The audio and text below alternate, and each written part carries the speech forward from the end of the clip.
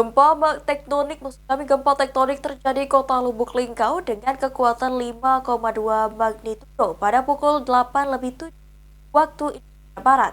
Masyarakat yang berada di sekitar Kota Lubuk Linggau dihimbau waspada potensi tsunami.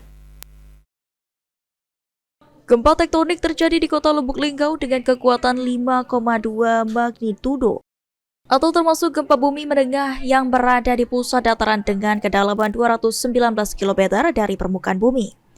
Dengan titik koordinat berada di 3,14 derajat lintang selatan dan 102,80 derajat bujur timur atau berjarak 18 km barat laut Lubuk Linggau.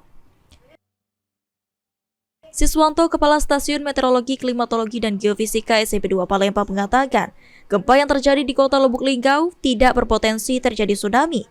Kendati begitu, masyarakat diminta untuk tetap waspada dengan kemungkinan terjadinya gempa bumi susulan, dengan selalu memperbarui informasi melalui kanal resmi dari kanal BMKG.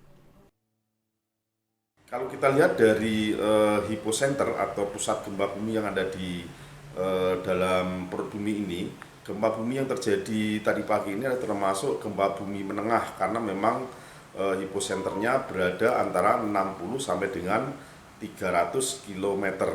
Nah, kemudian dari gempa tektonik yang terjadi ini, masyarakat tidak boleh terlalu panik, tetapi harus tetap waspada terhadap isu-isu maupun berita yang menyesatkan dengan tetap mendapatkan informasi update yang bersumber dari BMKG. Barangkali gempa bumi ini akan terjadi susulan. Barangkali itu yang pertama.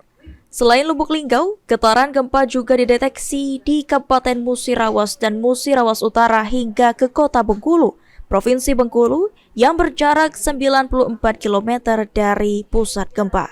Eki Saputra, PAL TV.